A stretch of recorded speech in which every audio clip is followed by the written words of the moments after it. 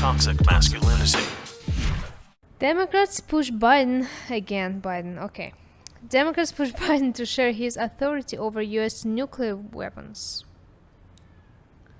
Oh, yeah.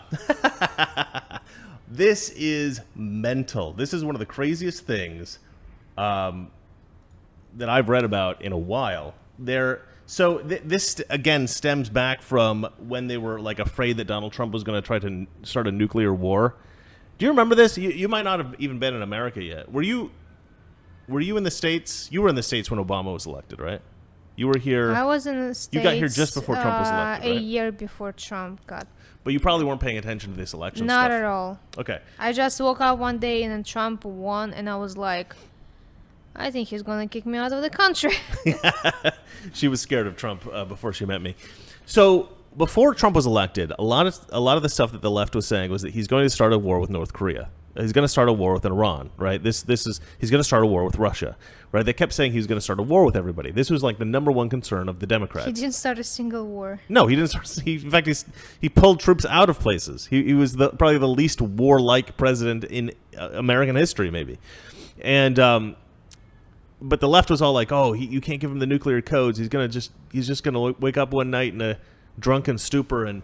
Despite the fact he never drank anything in his life. Don't give this button to Biden because he will think it's a calling for a medical assistant, 00000. That's my PIN number, right? Oh, did we just launch nukes on Russia? Ah, crap. Yeah, so... Hey, you know what? You make a good point, actually. Maybe I've got this all wrong. Maybe we should take the nuclear codes away from Joe Biden. But no. I mean, okay. So this all stems from, or let me just read some of the article here. House Democrats want Biden to give up sole authority to launch nuclear weapons. So they don't want to give him to give up authority. They just want to give authority to other people as well. I think probably what they mean is like Pelosi. Imagine that. She's even older. She can just... And she's pure evil, is the problem. Yeah, she's just working. She can, die anytime and just fall on this nuclear button. Chris, it's crazy. Valeria's concern about giving Nancy Pelosi the nuclear codes is that she will literally fall over and on top of the nuclear... what do you call it? The nuclear football. Hit the buttons on accident. Okay. It's like, look at this. Old people...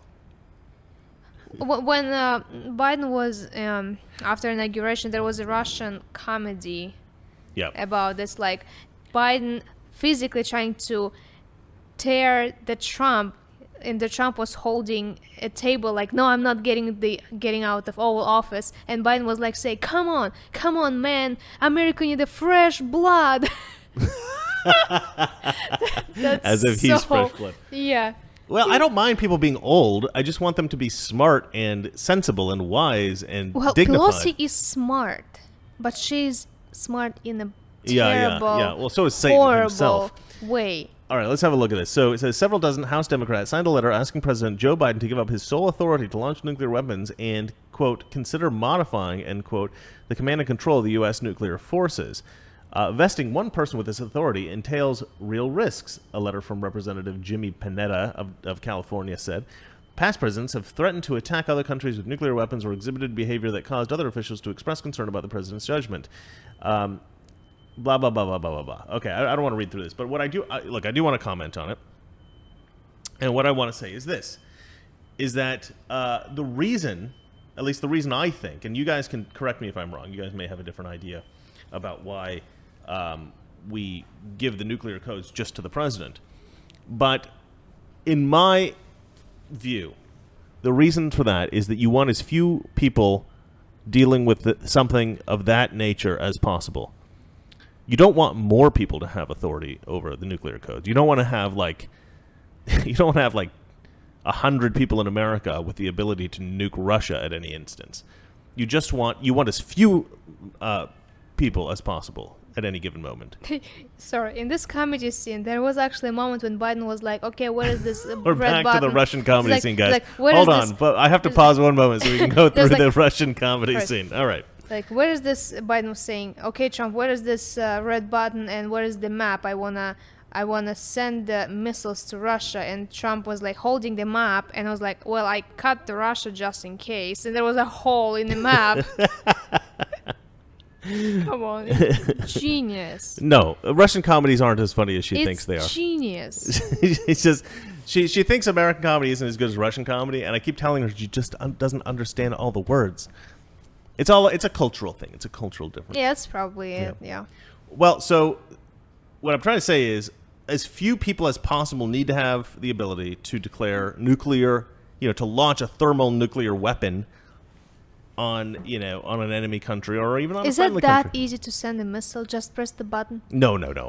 I'm code? You can't fall on the nuclear football. Or you have to call somebody? I think you have to call somebody. Or somebody will call you I think the nuclear football just gives Did you actually mean that, or it's a false alarm? Right. I think that the code, when you put the code in, it's sort of like...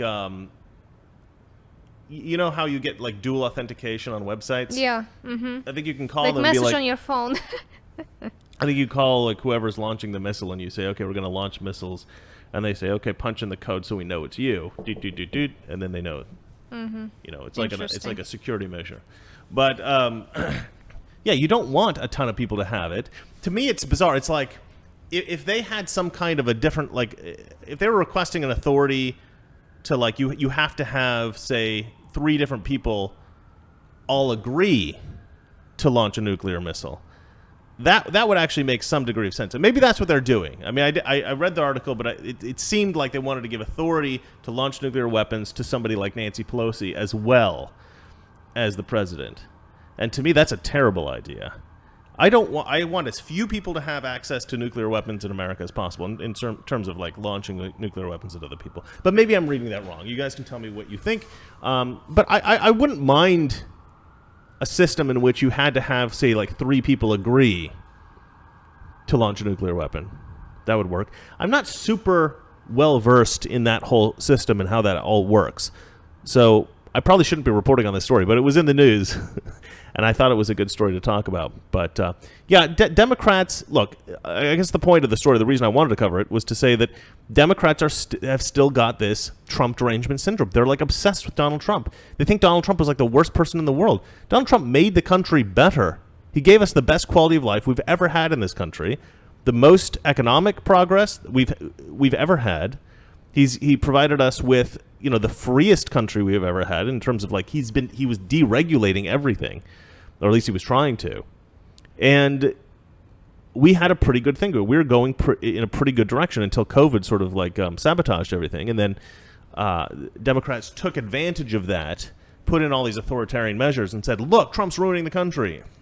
People fell for it, and then who knows how fair the election was. I'm not convinced that it was perfectly fair, even though we're not permitted to say that on social media. Remotely close to being fair. I think California this year voted Republican. You may be right. It may be so unbelievably. I'm actually putting out a video soon, guys. This is one of the most important videos I've ever put out. It's all about Democrat corruption on the local level, and I think that it also suggests the Democrat corruption on the federal level, because Democrat corruption is unbelievable. I mean, it's a cancer, and it is spread throughout the country. If you are electing a Democrat, you are electing a criminal. It's that bad. It's that bad. All right, well, I think that's it for the news. Is that the last story? Yeah, that's the last story. All right, you want to take questions and comments? Yeah. Do we have anything up? Okay, guys, you can write some questions. We've got 133 people out there. Let's see here. The Yankee the Rebel, guys, if you want to say hi to her, she's the one that sends me the news stories every day. She compiles the news stories, and we chat on the phone sometimes, and she sends me these 5 or 6 or 7 or 8 stories or whatever I'm doing. 10, 12. 10, 12. And she wrote, I told you, the left are always trying to boil Trump's bunny. Her position... Her idea is that, like in the movie Fatal Attraction, the left is madly obsessed with Donald Trump to the point where they want to boil his bunny.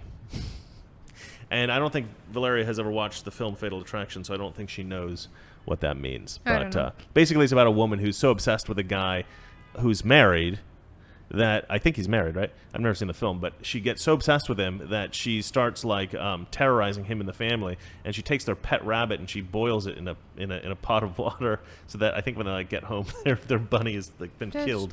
Terrible. It's a pretty crazy movie. I've never seen it, but you know, I've seen clips and I know a little bit about it. Have you ever listened to a podcast called The Squash? What's it called? The Quash. I think that's how you pronounce it. No, I don't know what that. I don't know what you're saying. Well, somebody's written, "What's your favorite cut of steak?" Mark in Alberta. Mark in Alberta is always with us. He's a loyal guy. I like Mark in Alberta. I want to go to Alberta and hang out with Mark. Okay, you're not going to like what I have to say about my favorite cut of steak, because there's two favorite cuts of steak that I eat, and really only two. Valeria, do you know what they are? well, for sure, filet mignon. Yeah. And ribeye. No, chuck steak. Chuck steak. Okay, so there's two cuts of steak I like. The most expensive cut of steak and the least expensive cut of steak. And this is weird, and you guys are going to think this is crazy, but I guarantee this is the best steak you'll ever have in your life. So now everybody knows filet mignon is the best cut of steak. Of course, it's amazing. You don't even have to do much to it, right? You just have to sort of sizzle each end. You know, what do you call it? What is it? The Leidenfrost effect or something like that? I don't know. Am I saying that right, guys? Anyway, you just brown each side, right? And you just leave the middle medium rare. And it's fantastic. A little salt and pepper. You don't even really need a sauce. You know, certain restaurants have amazing sauces, but obviously filet mignon the best. But the other best cut of steak, which you guys are going to think I'm crazy, chuck steak. And you can get a chuck roast, and you can cut it into steaks.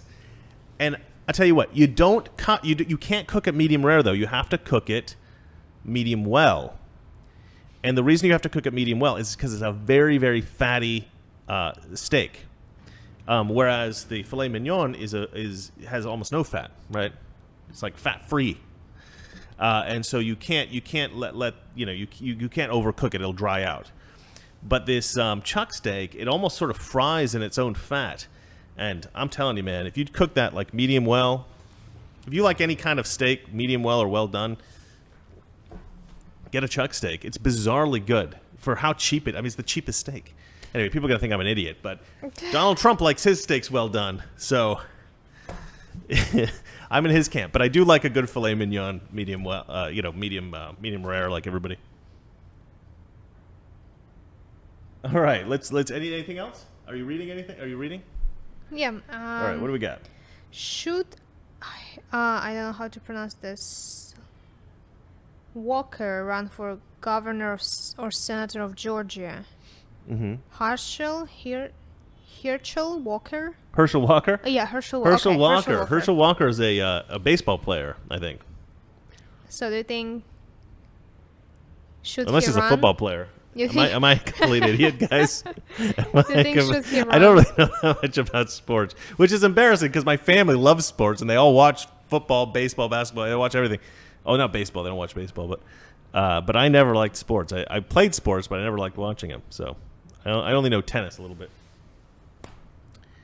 So do you think he should run for governor or senator? Sure. I mean, look.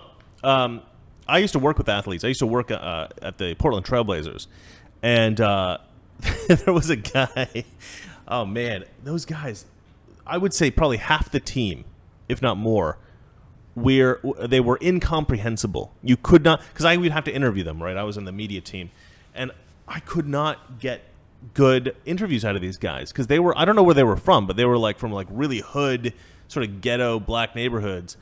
And the way they spoke, I mean, I don't know if they were on drugs or what was going on, but I would interview them. I'd be like, "Hey, man, so what'd you think of the game today?" He'd be like, "Yeah, that was really good." You could not get a comprehensive interview out of half these guys. But the athletes who were sharp, the athletes who could give a good interview, were fantastic. I mean, they were charming. They were, because I think there's something to do with sports that gives you a kind of focus and direction. And if you're a smart person, and if you're a good athlete and you're in the public eye and people like you and people, then I don't see any reason. I think all this criticism of actors talking about politics and stuff like that, the only reason you shouldn't speak out about politics if you're an actor or an athlete or some other kind of public figure is if you're wrong. Right? If you're wrong about politics, if you don't know what you're talking about, if you're passionate about something, like AOC, right? AOC is very passionate about a lot of things, and she knows nothing about the things she's passionate about.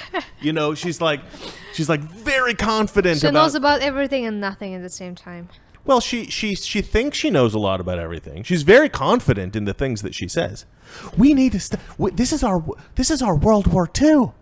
We need to stop climate change, or we're all gonna be dead in 12 years. 9. It's like 9 now, yeah. But it's like she doesn't like. What are you talking about? She's totally wrong about all of these things, But she's like aggressively speaking about them as if she knows what she's talking about. And you see that in Hollywood a lot with people like George Clooney. Right, or Lady Gaga, they'll speak so passionately about these things. But if Herschel Walker knows what he's talking about, look, I'd love to see some stuff on him, some videos or some read some articles with him interviewing because, man, he's a great name. I mean, he's a big name. So if he wants to run for office and he knows what he's doing, I say, heck yeah, he's got my support. If he's a conservative, if he's a leftist, get out of here. Okay. Okay, Alex Robertson asks how likely Newsom recall? Huh? How likely Newsom recall? Well, I think Newsom will be recalled. I don't think so. Well, they got the names, right? Oh, you think because of the corruption he won't be? Yeah, they're going to just say, half of the signatures was illegitimate. Yeah, they'll probably try to do that. They are doing this already. No, you make a good point. I think you've actually convinced me. Yeah, look. He will be recalled in the sense that they're probably, whoever was doing that recall effort, I think that they accomplished their goal. I think they did what they set out to do. Yeah, mm-hmm. I think there's enough names. I think he should be recalled. But they'll probably weasel out of it. I would give it a very, very slim chance of actually happening because I think they are corrupt in L.A. That's going to be part of the video that I'm going to put out here in the next couple of days. I want to put it out tomorrow morning. Hopefully it gets out tomorrow morning. I'm so desperate. I have so much work, you guys. I'm so overwhelmed with work right now, but I hope I get that video out by tomorrow morning. All right, what else we got, Donnie? Marcus, I agree with you take on the vaccination. At what point will you be willing to take it? It's a good question. If I genuinely believed that I was going to make people sick, that I thought there was a high chance that I was going to make people sick and that those people were going to die of COVID, I probably would take the vaccine. But Valeria and I are kind of a funny case.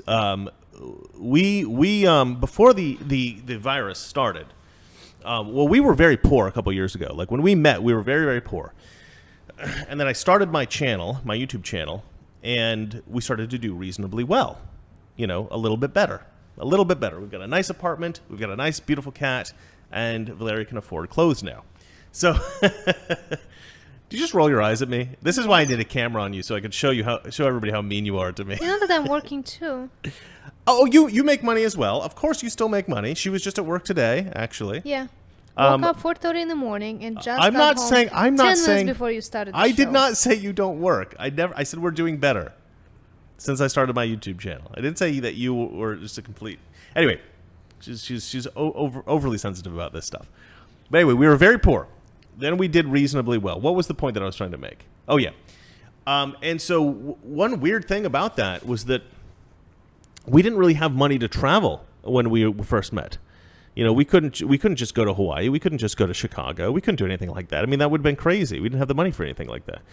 But once I started my YouTube channel, I met some people. We got some sponsorship, and now I can take a trip occasionally to somewhere kind of interesting. And so we've actually traveled more since the lockdown, since the pandemic started, than I think we've ever traveled before in our lives.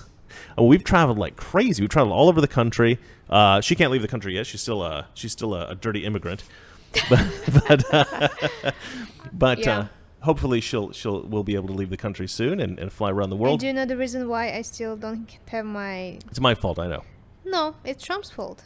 Oh, Yeah, because he changed the immigration It's all rules. Trump's fault. That's It's true, all but Trump's I'm not mad at Trump. He did the right thing. yeah. He did the right thing. Who is supposed to stay in America? will stay Because in America. everyone is welcome into the country Yeah. from around the world except Russians. We don't want, especially beautiful Russian women. We don't want you here.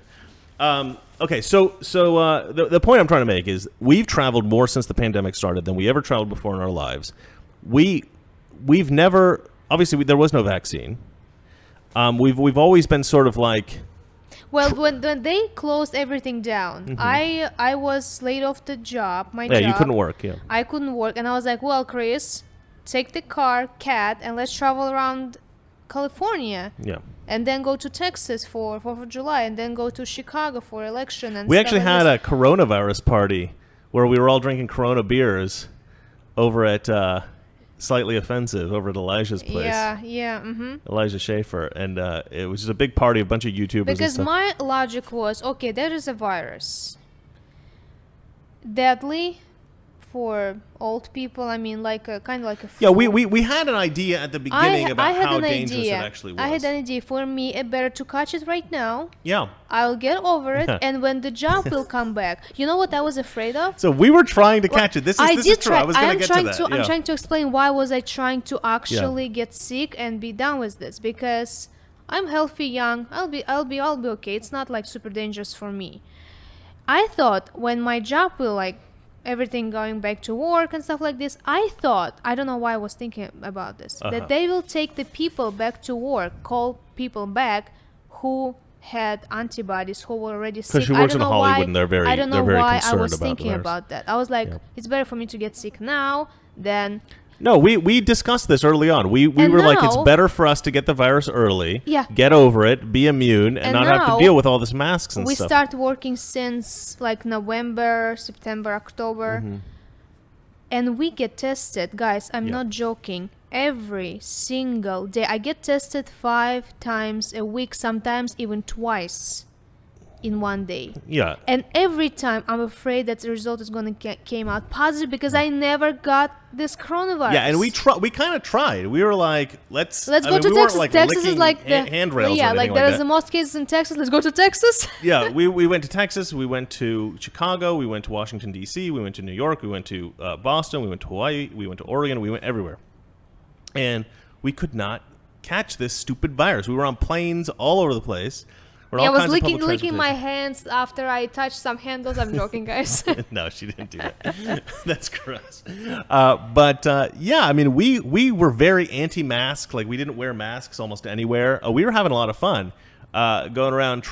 I mean, I don't know if we were actively trying to catch the virus, but we were just like, I was. we were just like, if we catch the virus, it's actually probably a good thing because then we can get over it, and then we can be around my parents. Then we can be around I have an aunt that lives down here in L.A. Great Aunt Pauline. She's like 100, and and I actually did see her during the pandemic. She said, "Come on over. I'm not worried about it." We were like, "Okay." So we came over. She's still alive. Yeah, and so we can't seem to catch it, and I don't really know why, because she gets tested like almost every day, and I get tested quite often whenever we fly, whenever we go anywhere. I get tested. And yeah, we just haven't been able to catch it. So would you take a vaccine? Yeah, so that's the question. I don't really see a good reason to take the vaccine. Obviously, I haven't caught the virus. There's always a possibility I'll catch it. I have a sneaking suspicion that we were sick. I was sick maybe back. You mean like in last year, like October or something? November, because every year when there But we did take the test to see if we had antibodies in January, I think. No. It was April. Oh, it was all the way in April? The first antibodies tests were in April. But the problem is if you got sick... Yeah, I don't know why I thought January. Yeah, the problem is that if you recovered from COVID, antibodies can disappear in like 2 weeks or 30 days. That's right, yeah. So... You're not going to be able to detect them. Maybe I was sick, maybe I'm not. We may I don't have know. been sick very early on. I don't know. But the point is, this vaccine's experimental. Yeah, but I think virus started in California around Chinese New Year. Yeah. What is it? Like January? So some people Something think like I'm this? crazy because I like vaccines. I think vaccines are great, amazing things that have saved millions of lives and are one of the greatest technological advancements we've ever had in our society. And so I think everybody should take flu vaccines every year and should vaccinate their kids and all that kind of stuff. I don't really criticize people who don't because I realize that different people have different information. They think different things. Valeria's shaking her head right now like she wants to kill me. So Valeria is one of these people. She hates vaccines. She thinks they're terrible. We get in fistfights about this all the time. She beats me. I cry. It's very sad. But no. People have their different perspectives about it. But this is a new technology. This new vaccine is a new technology. So we don't know all the little details about what the potential side effects are. And I'd rather not take it if I don't have to. And I feel like for us anyway, because we've done so much, we've been so many places, we've been tested so much, and we don't wear masks. I mean, we don't wear masks. The only time we wear masks is when we actually legitimately have to. Like, we're trying to buy... Well, when I'm going to grocery store, I'm wearing mask. Yeah. That easy to breathe in this mask than without the mask. It's masks. Like a fake mask. Here's how you know the masks are baloney. Because if the masks were genuinely like... If the politicians genuinely thought that the masks were effective or thought that was a good idea for the public to wear masks, they would actually mandate that we wear N95 masks. Because N95 masks actually are effective. The masks that they dictate we wear are like a piece of cloth around your face. They don't stop anything. They don't help anything. It's ridiculous. Like, why are you demanding that we do something that obviously doesn't work? So if they were mandating N95 masks, I would take them seriously. They don't mandate N95 masks, and so I know they're just virtue signaling. They're just pretending that they're mandating something that works when it actually doesn't. So I don't take the mask thing seriously. I know masks don't really work. At least the masks that they're mandating. N95 masks work, but those aren't mandated, so I don't give a crap what the government says about that. All right, what are we doing? I like this question from... Okay, hit me. I think it's NNY Moose. Hey, Valeria. Wait, hold on. I guess this question... Mark wrote Valeria Bug Chaser. Now, that's a pretty... sorry to go on a tangent here, but that's a pretty, gross thing, because actually there are guys that are called... I think they're called bug chasers. What is it? And they're guys that are, like, mental, gay men in, like, San Francisco who go to gay brothels and try to find this most sickly-looking person because they want to have sex with them so they can catch AIDS. Oh my god! Because there are people who are so desperate for attention and want that victim attention that they want to catch AIDS so that people will take care of them. Am I like this? Because you're trying to catch coronavirus? No, you were trying. I tried. But that's a very different reason. I tried before. You weren't trying to get attention for being a victim. Before I start working again. Now I'm afraid. Because if I'm tested positive, we're not trying to get it now because I'm out of work for 2 weeks with no pay. All right, go ahead and read the next. Okay. And then why Moose asking? I think it's for me actually a question. Hey Valeria, did Chris propose in a romantic way, or did he just hide your passport until you agreed to marry him? We did not really have a traditional proposal / wedding. We basically just talked about it. Yeah, we didn't even have rings back then. We didn't even have rings. I was so poor. We just went to the courthouse. You know what's more funny? I didn't even have any white clothing. I had like a small black dress and like a pink kind of blazer. That actually makes sense because before we met, you were a prostitute. God. Sorry, that was kind of a Norm Macdonald joke. That was bad, guys. I promise she was not actually a prostitute before we met. That was a pretty extreme eye roll again. That's why I need a camera on her, but she doesn't want to do it. All right, do we have anything else? I think we can finish. All right, we can finish today. now. Somebody wrote, they're conditioning us, Forbidden Chocolate wrote, they're conditioning us and dehumanizing us to each other. And let me just say this. The masks are kind of like a symbol of silencing. They like, it's like they want us, I actually did a video about this that I'm going to post soon. The lockdowns silence us. The masks silence us. We're no longer allowed to communicate, person to person. They've already silenced us to some degree by creating this hysteria around about kids getting kidnapped and stuff like that. So people don't let their kids play outside. They don't want human to human contact anymore. They want all of our communication to be done online. And what does this facilitate? It facilitates the control of the flow of information. They can censor the speech they don't want, and they can allow the speech they do want in a closed system like the internet, where we're all using certain social media sites. And so they want to be able to control as much of the information as they can. And I know that sounds very like a conspiracy theory, but I do, and I don't know if there's, I don't think there's any kind of grand plan about this, but I think different kind of factions recognize different kinds of things. And there are certain people that realize it's better for them if human beings no longer interact face to face. And I think that's absolutely terrible. And we should all get out more, go outside, go to a park, hang out, and nobody should wear masks anymore anywhere they go. That's my final words. Is that it? Are we done? Yeah, that's it. All right, guys. Thank you for watching. I'm Toxic. She's Masculine. Together, we are Toxic Masculinity. Were you trying to do that at the same time? Yeah. That was almost cute. Almost. That was almost cute. Next time. Next time. I'll slow it down next time for you. All right, guys. Thanks for watching, and we will catch you tomorrow. Good night. Good night. Toxic Masculinity. Weekdays, 9 p.m. Eastern, 6 p.m. Pacific.